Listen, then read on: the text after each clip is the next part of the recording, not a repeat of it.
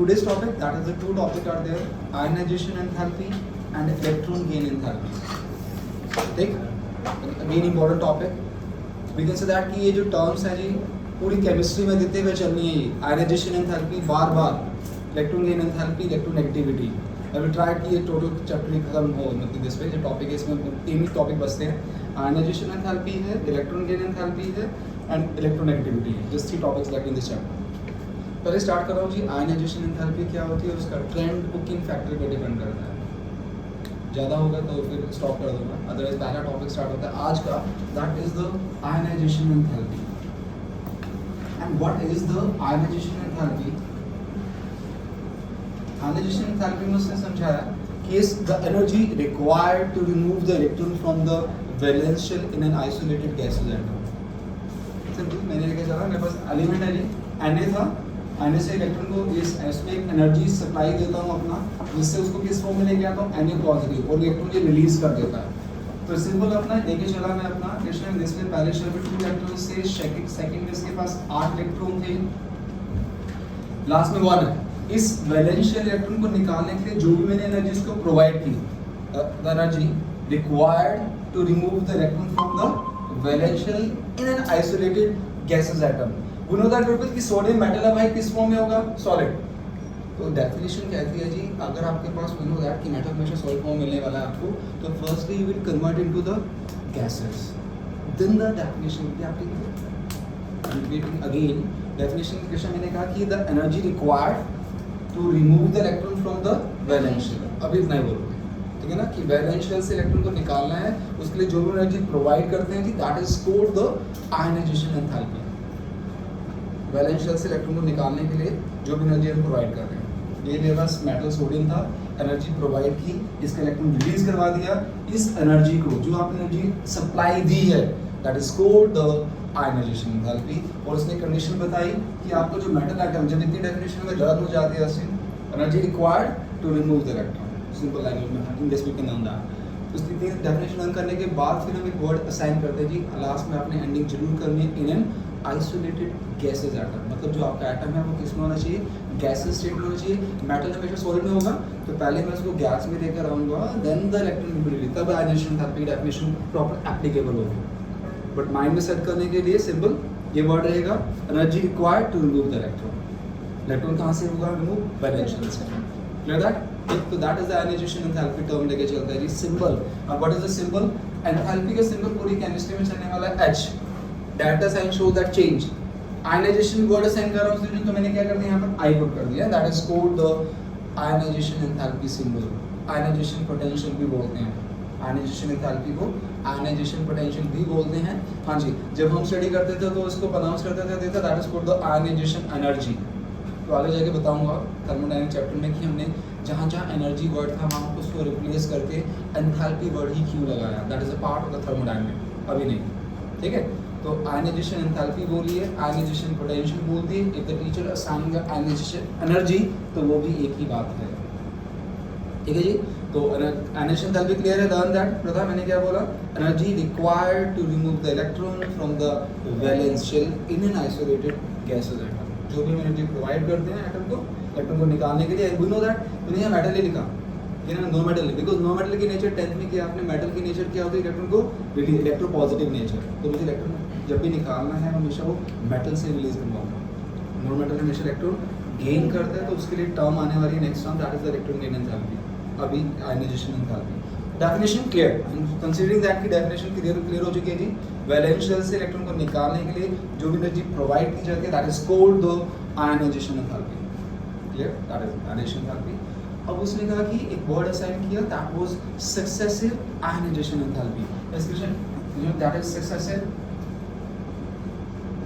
Ionization enthalpy का मतलब English पे delta IH1, delta IH2, delta IS3. Sodium भी हमेशा चार्ज लगाते हैं आदित्य, Na में हमेशा हम पॉजिटिव चार्ज लगाते हैं, एक पॉजिटिव लगाते हैं. तो मैग्नीशियम में कितना लगाते हैं भाई, +2 का मतलब कितने इलेक्ट्रॉन लूज किए, यस. कहते जी आपने डेल्टा IH1 का मतलब था फर्स्ट इलेक्ट्रॉन को रिलीज करवाया, डेल्टा IH2 का मतलब 2 इलेक्ट्रॉन्स को. मैग्नीशियम जो है वो 2 इलेक्ट्रॉन रिलीज करवाता है, उसके लिए डेल्टा H2 आ गया। हाँ जी, and for delta IS3 aluminium पे कितना चार्ज लगाते हैं जी हम अपना see that is always 3 positive. Aluminium का नंबर 13 होता है इसमें, and the configuration was at 283, तो वो 3 इलेक्ट्रॉन रिलीज करता है, और उसके लिए मैं यूज करूंगा डेल्टा IS3। मींस सिंपल सी बात, पहला इलेक्ट्रॉन निकाला डेल्टा H1, 2 इलेक्ट्रॉन निकालता हूँ delta H1 and H2, then 3 electron निकालता हूँ delta, that is called the successive ionization enthalpy. ये बात में क्लियर कि पहले इलेक्ट्रॉन को निकालने के लिए जो भी एनर्जी प्रोवाइड करते हैं कुछ, that is called the first ionization enthalpy. Second electron को निकालने के लिए जो एनर्जी प्रोवाइड करते हैं that is called the second ionization enthalpy, and delta IS3 is the yes energy required to remove the third electron. Clear? ठीक है, okay. अब उसने बात बताया कि स्पेशली हाँ जी यस इनमें से ट्रेंड क्या होना चाहिए, इसमें कुछ ऐसा होना चाहिए या फिर ऐसा होना चाहिए।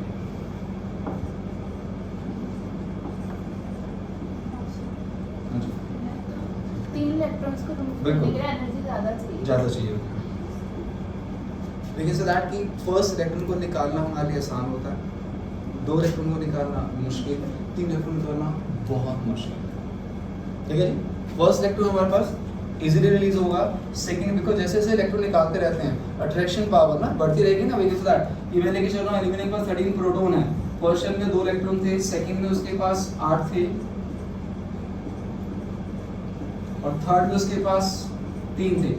फर्स्ट इलेक्ट्रॉन निकाला, इलेक्ट्रॉन निकालने के पहले 13 प्रोटॉन 13 इलेक्ट्रॉन को इंटरेक्ट कर रहे थे, देता है एक इलेक्ट्रॉन को निकालने के बाद 13 प्रोटॉन 12 इलेक्ट्रॉन को इंटरेक्ट करेंगे, एक और निकाल दिया 13 प्रोटॉन 11 इलेक्ट्रॉन को इंटरेक्ट करेंगे, एक और रिलीज करवा दिया 13 प्रोटॉन 10 इलेक्ट्रॉन्स को इंटरेक्ट करेंगे। तो वी कैन ऑब्जर्व दैट कि हर स्टेप पर 13 वाले 13 को खींच रहे हैं, 13 जब 12 को खींचेंगे अट्रैक्शन पावर बढ़ जाएगी, 13 11 को खींचेंगे तो और बढ़ जाएगी, 13 10 को खींचेंगे और। तो वही कैन से दैट उसने कहा कि हर स्टेप पर क्या हो रहा है जी, अट्रैक्शन पावर बढ़ती जा रही है। तो सिंपल सा लॉजिक है, एक इलेक्ट्रॉन को निकालना आसान, 2 को निकालना मुश्किल, 3 को निकालना बहुत मुश्किल।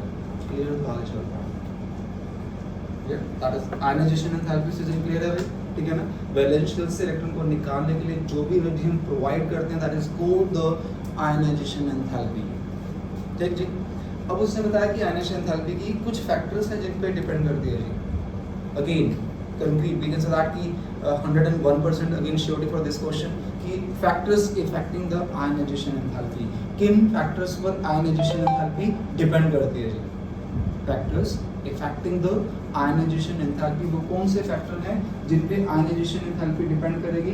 फैक्टर्स तो 5 factors are there, one by one I will explain to you. That is first one that is the nuclear charge. हाँ जी यस जतिन भैया, what is the nuclear charge?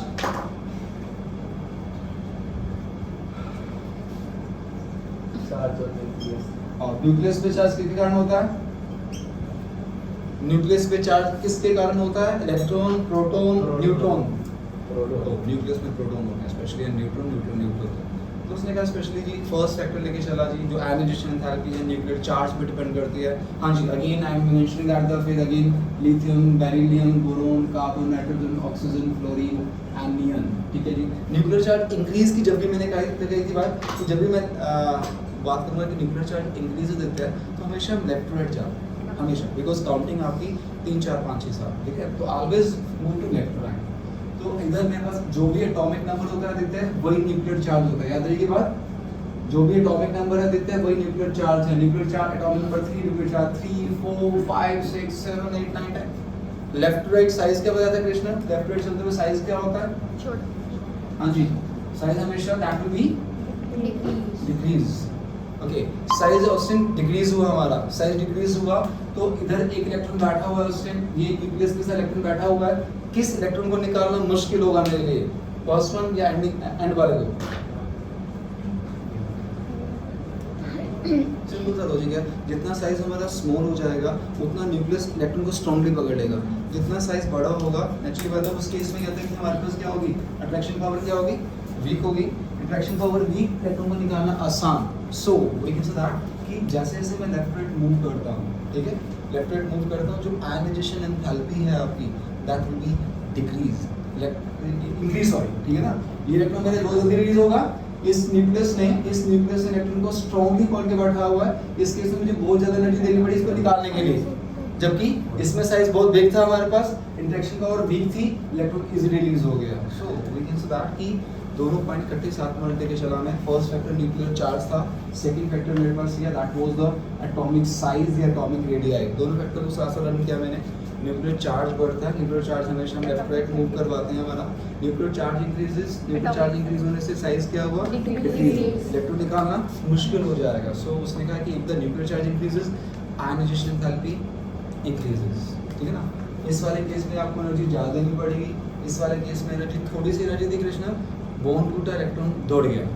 क्योंकि इस केस में न्यूक्लियस ने स्ट्रॉन्गली पकड़ के बैठा हुआ है उस इलेक्ट्रॉन को, तो उस केस में मुझे ज़्यादा एनर्जी प्रोवाइड करनी पड़ी to break the bond, to break the interaction between the nucleus and the electron.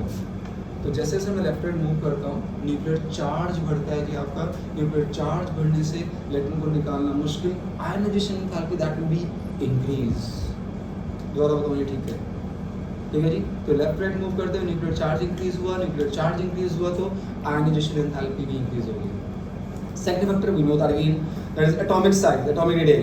तो एटॉमिक रेडियाई के साथ भी जैसे वही होगा, जितना रेडियस स्मॉल हो जाएगा उतना इलेक्ट्रॉन निकालना मुश्किल, जितना साइज लार्ज उतना इलेक्ट्रॉन निकालना आसान। So we can say that again left right move कर रहा हूँ, लेफ्ट राइट मूव कर रहा हूँ, रेडियस डिक्रीज हो रहा है, साइज कम हो रहा है, इलेक्ट्रॉन निकालना मुश्किल, आयनाइजेशन एंथैल्पी इंक्रीज होगी। अगर डाउनवर्ड्स मूव करता हूँ जी, तो डाउनवर्ड्स हमारे पास क्या होता है, साइज इंक्रीज हो जाता है, अट्रैक्शन पावर हमारी बहुत कम हो जाएगी, थोड़ी सी एनर्जी दूंगा, इलेक्ट्रॉन इजीली रिलीज हुआ। सो डाउनवर्ड्स ग्रुप में मूव करते हुए ionization enthalpy left right move करते हुए आयनाइजेशन एंथैल्पी इंक्रीज। क्लियर? पहले दो फैक्टर मैंने कंबाइन करवाए, that is the nuclear charge and the atomic size. Nuclear charge increases, we can say that ionization enthalpy we can say that decreases, ठीक है, because nuclear charge increment हमेशा मैं left to right consider करूंगा, because counting 3 4 5 in this way. And when the nuclear charge increase हुआ तो ionization enthalpy हमारे पास increase हुई। हाँ, एटॉमिक साइज इंक्रीज हुआ तो ionization enthalpy decrease increase. So we can say that कि न्यूक्लियर चार्ज का आयनाइजेशन एंथैल्पी के साथ डायरेक्ट इनवर्स न्यूक्लियर चार्ज का क्या कर रहे हैं, न्यूक्लियर चार्ज बढ़ा, न्यूक्लियर चार्ज इंक्रीज हो रहा है तो आयनाइजेशन एंथैल्पी क्या हो रही है, बढ़ रही है। So that is the direct relation. हाँ, एटॉमिक साइज के साथ इनवर्स। दोबारा बताऊं ये ठीक है, इनवर्स क्यों है, what is the meaning inverse? Inverse का मतलब एक चीज बढ़ गई, दूसरी बात। ओके, लेफ्ट राइट मूव कर रहा हूं मैं, साइज दैट विल बी, हां साइज कम हो गया, साइज कम हो गया तो निकालना आसान या मुश्किल?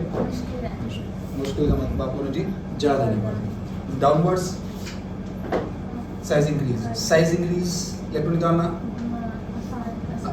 आसान तो एनर्जी कम, तो डाउनवर्ड साइज बढ़ा, आयनाइजेशन एंथैल्पी कम हो गई।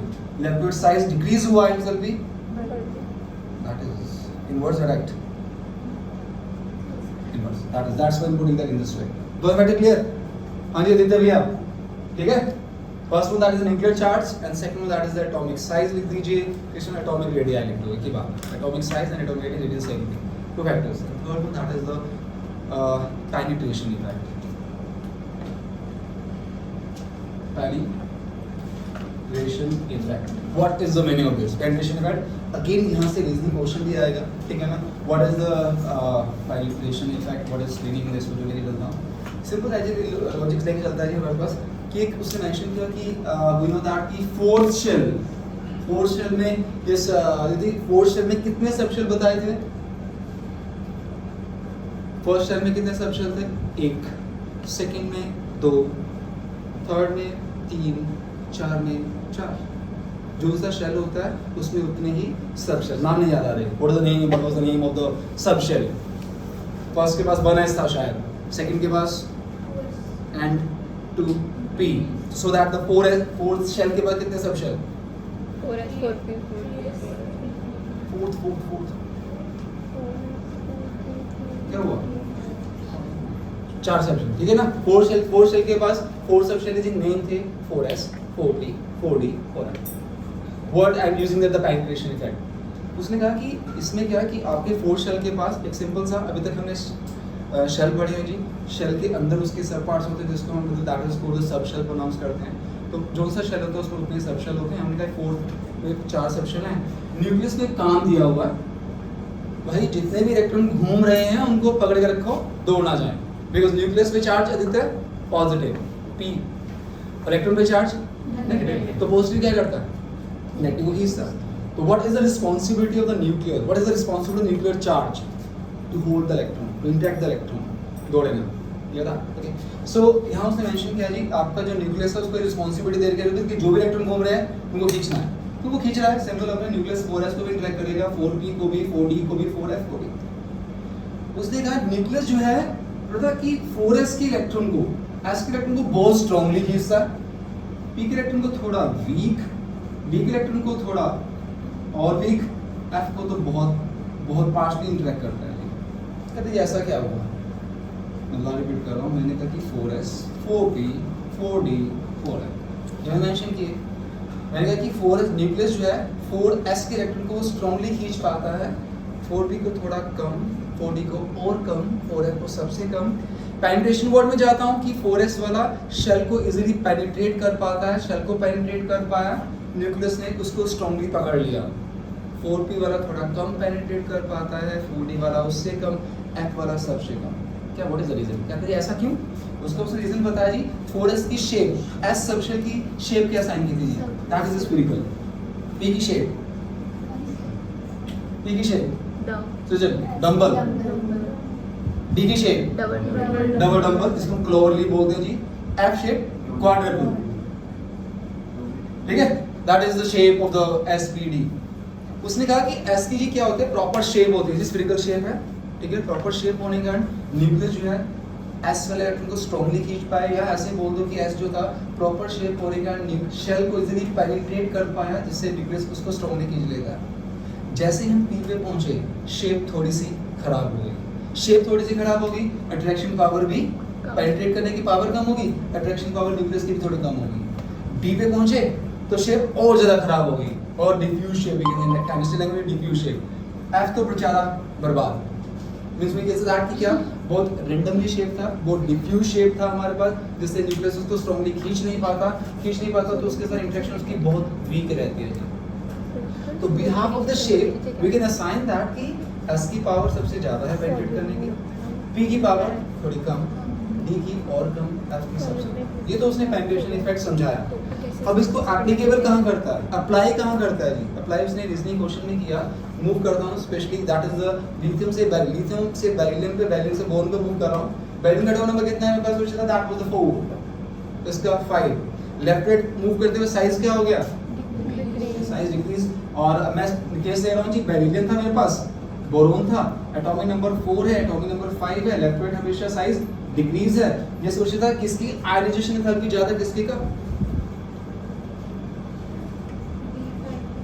नेचुरली बात है, जब भी बताया कि लेफ्ट साइज कम हो जाता है, आयनाइजेशन बढ़ जाती है, हाँ जी, तो कुछ ऐसा ट्रेंड जी, आपकी जो आयनाइजेशन एंथैल्पी का ट्रेंड है, ये कुछ ऐसा, बोरोन का ज़्यादा एंड बेरिलियम का कम होना चाहिए था, बट हुआ इसके अपोजिट। क्वेश्चन आया क्यों, why the ionization enthalpy of beryllium is more than the boron. अभी मैंने ट्रेंड बताया कि साइज कम हो गया तो इलेक्ट्रॉन निकालना मुश्किल, behalf of this trend that is the correct one, कि बोरोन की आयन एंथैल्पी ज़्यादा होनी चाहिए, बेरिलियम की कम होनी चाहिए। इससे अपोजिट हो रहा है जी, जैसे उसने कहा कि बेरिलियम की आयन एंथैल्पी ज़्यादा मिल रही है और बोरोन की आयनाइजेशन एंथैल्पी कम मिल रही है। आंसर दिया, इसी वाले कॉन्सेप्ट को उठाया Krishna, that is penetration effect को अप्लाई किया गया। कॉन्फ़िगरेशन लिख रहा हूँ जी, बोरोन का एटॉमिक नंबर 4 था ग्रुप में, configuration was that 1s2 2s2, 4 पूरे। बोरोन का that is 1s2 2s2 2p 1, 5 2s2 2p 1। Okay, पहले शेल में 2 इलेक्ट्रॉन्स मेंशन किए मैंने अपना, या कह सकते हैं this first shell that is the 1s2 and second shell is 2s2। in this picture 1s2 and 2s2 2p 1। we know that कि एक तरफ मेरे पास 2s है, लास्ट इलेक्ट्रॉन किस में एंटर किया 2s में, इसमें लास्ट इलेक्ट्रॉन किस में एंटर किया 2p में। 2s और 2p में से पेनिट्रेशन पावर किसकी ज्यादा होगी, क्योंकि दैट है s की स्फेरिकल p नंबर, तो उसने हमने रीजन मेंशन किया, we know that the penetration power of 2s is more than the 2p। इसमें लास्ट बेरिलियम में लास्ट इलेक्ट्रॉन किसमें एंटर किया रोहित 2s में, तो न्यूक्लियस ने इसके इलेक्ट्रॉन को स्ट्रांगली अभी तक खींच लिया या वो जल्दी पेनिट्रेट कर पाया। इसमें लास्ट इलेक्ट्रॉन 2p में था, इतनी स्ट्रांगली वो उसको खींच नहीं पाया because last electron p sub shell में था, पेनिट्रेशन पावर कम p की, पेनिट्रेशन पावर S की ज़्यादा, तो S की ज़्यादा तो न्यूक्लियस ने स्ट्रॉन्गली उसको पकड़ लिया, स्ट्रॉन्गली पकड़े तो इलेक्ट्रॉन निकालना मुश्किल, वीकली पकड़े तो इलेक्ट्रॉन निकालना आसान. So that's why the ionization enthalpy of beryllium is more than the boron. सिर्फ पेनिट्रेशन हो किसकी हुई है? पेनिट्रेशन न्यूक्लियस जो है ये S शेल में इलेक्ट्रॉन बैठा हुआ है, हाँ, तो उसने कहा कि S शेल में बैठा हुआ वो पेनिट्रेट करके न्यूक्लियस की तरफ इंटरेक्शन शो करेगा. हाँ, तो S की प्रॉपर शेप होने के कारण उसने शेल को इजीली पेनिट्रेट किया, न्यूक्लियस ने उसको स्ट्रॉन्गली पकड़ लिया. P की शेप डम्बल थी, शेप खराब होने के कारण न्यूक्लियस वो शेल को पेनिट्रेट नहीं कर पाया, न्यूक्लियस को अपनी तरफ स्ट्रॉन्गली खींच नहीं पाया, अट्रैक्शन पावर होगी वीक, इलेक्ट्रॉन निकालना आसान हो गया. तो last electron we can say that what should the answer, simple लेके चले जी सूर्या जी.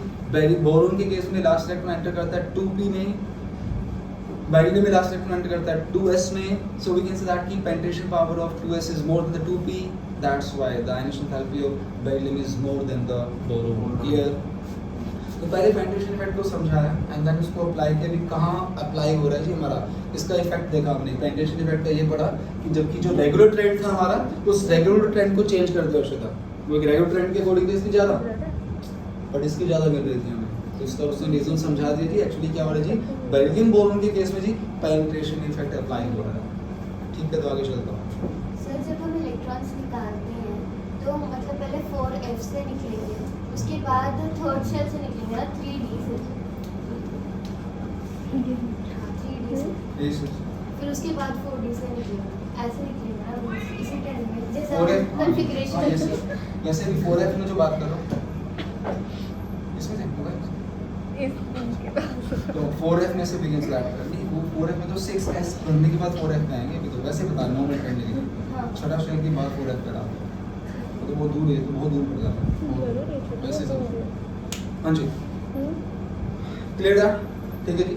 तो कॉन्फ़िगरेशन वाइज लेके चले हम अपना. तो एक फैक्ट, तीसरा फैक्ट पेनिट्रेशन इफेक्ट. क्लियर? पहला nuclear charge, second one that is the atomic size, third one penetration effect, and fourth one is the shading effect, screening effect भी बोल देते हैं.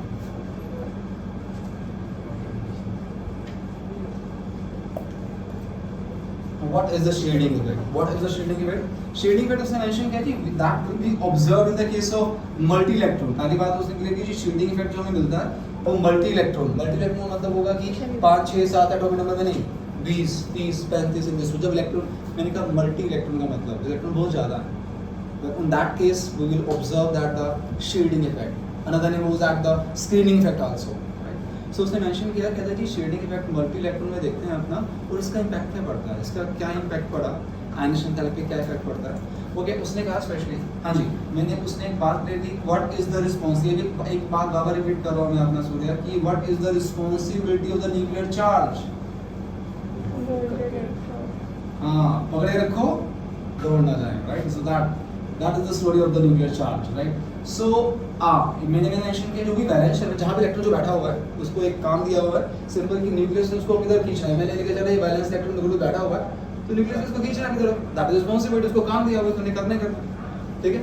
अब वो कहता है कि जितनी पावर से इस न्यूक्लियस ने इस वैलेंस शेल इलेक्ट्रॉन को खींचना था, इंटरेक्ट करना था, उतनी पावर से इसको इंटरेक्ट नहीं कर पा रहा है. कहते हैं क्यों नहीं कर पा रहा है? कहते हैं बिकॉज बीच में क्या आ चुके हैं, बहुत सारे इलेक्ट्रॉन आए जिससे क्या हुई, इलेक्ट्रॉन इलेक्ट्रॉन रिपल्शन, और इलेक्ट्रॉन रिपल्शन से जो अट्रैक्शन पावर थी ये होगी उसकी वीक. अट्रैक्शन पावर वीक होने से इलेक्ट्रॉन हो गया दूर होने से size of the atom that will be increase. I am recording again. मैंने कहा कि what is the shading effect, what is the screening effect. Nucleus is there, suppose that consider the nucleus यहाँ पर है, वो बिल्कुल बैलेंस शेल इलेक्ट्रॉन मेरा बैठ रहा है जी, तो काम उसका है उसने इलेक्ट्रॉन को खींचना है. पर बीच में क्या आ चुके हैं जी, number of electrons, number of shells, और उसमें वो इलेक्ट्रॉन स्टे कर रहे हैं. इलेक्ट्रॉन स्टे कर रहे हैं, इलेक्ट्रॉन पे चार्ज क्या होता है जी, नेगेटिव होता है. नेगेटिव क्या करेगा आपस में, रिपल्शन. इम्पैक्ट ये पड़ा कि न्यूक्लियस से जितनी पावर से उस इलेक्ट्रॉन को खींचना था उतनी पावर से उसको खींच नहीं पाया. अट्रैक्शन पावर वीक होने का मतलब इलेक्ट्रॉन थोड़ा सा दूर होने का मतलब size of the atom that will be increase होने का मतलब ionization enthalpy decrease. So that reason was that कि जब शेडिंग इफेक्ट आता है जी हमारे पास, आयनाइजेशन एंथैल्पी हमारी कम हो जाती है, डिक्रीज हो जाती है. एंड शेडिंग इफेक्ट स्पेशली जो मुझे अप्लाई करना होगा प्लस 2 में बहुत यूज़ करना है मुझे, अपना D&F ब्लॉक है चैप्टर हमारा पूरा, तो वहाँ पर ये वर्ड मैं बहुत यूज़ करूँगा. तो सिंपल सा सिनेरियो यहाँ से उठाते हैं. कि व्हाट इज द फंक्शन या व्हाट क्या रोल प्ले कर रहा है शेडिंग इफेक्ट। शेडिंग इफेक्ट हमेशा साइज को क्या करेगा जी, इंक्रीज। न्यूक्लियर चार्ज क्या करता है साइज को हमेशा decrease, because nuclear charge electron को खींचेगा, जब खींचेगा तो साइज डिक्रीज होगा। सो दैट न्यूक्लियर चार्ज का काम होगा बिल्कुल साइज को हमेशा डिक्रीज करना। शेडिंग इफेक्ट का साइज का काम क्या होगा, साइज को इंक्रीज करना। और when the size increases ionization enthalpy decreases. Clear that was the fourth factor, shading effect हो रहा है इसमें। क्लियर ये बात, इस बार बताओ shading effect specially observe in the case of multi electron. बहुत सारे इलेक्ट्रॉन में देखते हो जी, जितने पावर से न्यूक्लियस ने आउटरमोस्ट इलेक्ट्रॉन को खींचना था उतनी पावर से वो नहीं खींच पा रहा है, बिकॉज बीच में नंबर ऑफ इलेक्ट्रॉन्स है, उन नंबर इलेक्ट्रॉन से इलेक्ट्रॉन रिपल्शन हुई, इलेक्ट्रॉन रिपल्शन से अट्रैक्शन पावर वीक हुई, इलेक्ट्रॉन दूर हुआ, साइज बढ़ा। That is the scenario, that is the story behind the shading effect.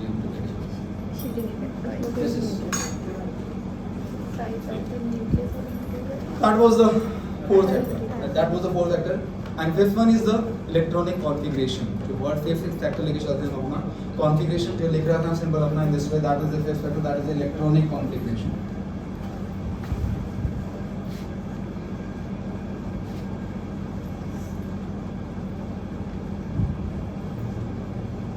Electronic configuration की रीजनिंग में जाता हूँ। हाँ जी, नाइट्रोजन, ऑक्सीजन, ठीक। यस क्वेश्चन, नाइट्रोजन ऑक्सीजन में से आयनिक एनर्जी किसकी ज्यादा किसकी कम? Electrode size always decreases, size small हुआ बिगिन सो दैट तो आयनिक एनर्जी जो हम लेके चलते हैं जी, हमारे पास नेचुरल बात है जी इंक्रीज। मतलब सिंपल सा ट्रेंड था जी, आपका न्यूक्लियर चार्ज भी बढ़ रहा है, 7 से 8 पे जा रहा है, तो रेगुलर ट्रेंड तो ये बोलता है आयनिक एनर्जी ऑक्सीजन की ज्यादा और नाइट्रोजन की कम, पर ऐसा नहीं हुआ। नाइट्रोजन की हमें ज्यादा मिलती है और ऑक्सीजन की कम मिलती है। क्वेश्चन आया क्यों? Why the ionization enthalpy of nitrogen family is greater than the oxygen family? Size वहाँ पर मेजर रीजन जो लेके चल रहा हूँ कॉन्फ़िगरेशन के थ्रू। नाइट्रोजन का नंबर कितना 7, ऑक्सीजन का 8। नाइट्रोजन की कॉन्फ़िगरेशन लिखता हूँ मैं अपने नाम से, that is 1s2 2s2 2p3। Oxygen की configuration 1s2 2s2 2p4। p के अंदर ग्रुप में 3 इलेक्ट्रॉन्स, तो 3 बॉक्सेस शो किए मैंने अपना, ठीक है आदित्य, 3 इलेक्ट्रॉन शो कर दिए। P4 था, हाँ जी, ये आपके 1 2 3 4। हम रीजन लेके चले जी, ध्यान देना जो चीज बता रहा हूँ कि P के अंदर मैक्सिमम कितने इलेक्ट्रॉन आते हैं? 6।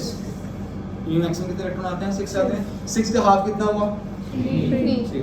वो कहते हैं जी सिंपल एक स्टेटमेंट है जो हम सेकंड चैप्टर में साइन करते आ रहे हैं, half filled and fully filled are the more stable than the partial field.